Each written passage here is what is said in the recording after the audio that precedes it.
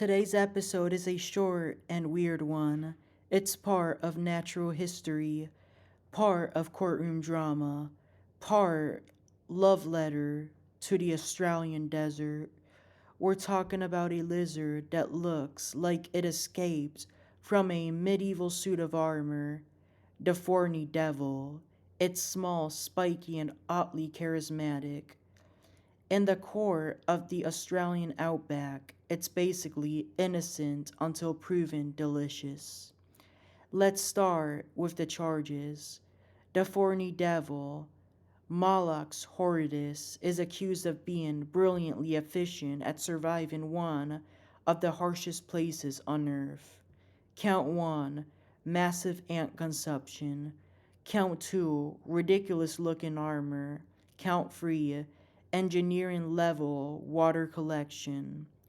The prosecution, hunger, predators, and desert sun. The defense, evolution. The verdict, guilty. Guilty of being perfectly adapted. Lucky them. Picture a quarter-sized dragon trudging across rust-red sand. Its body is studded with conical spines. A false head sits low on its neck, so a predator aiming for the noggin bites the wrong end.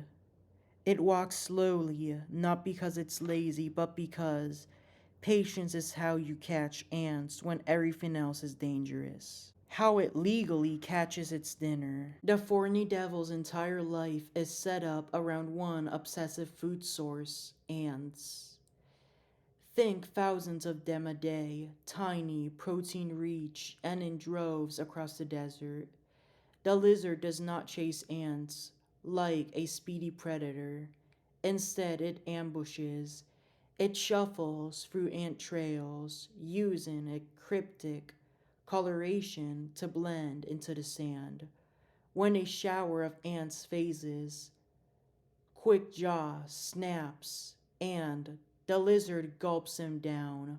Over the course of a day, it can consume thousands of ants, enough to fuel its slow, armored life. Those spikes are not fashion, they're legal protection in a land with birds of prey and monitor lizards, being rode in percussion, often survival meals.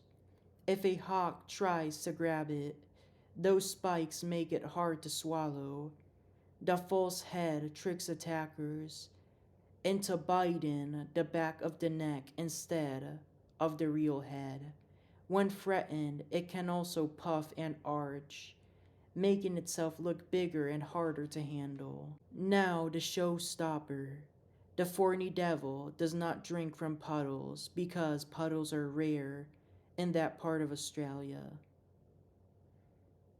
Instead, its whole skin is a water capture system. Tiny grooves between scales act like capillary highways.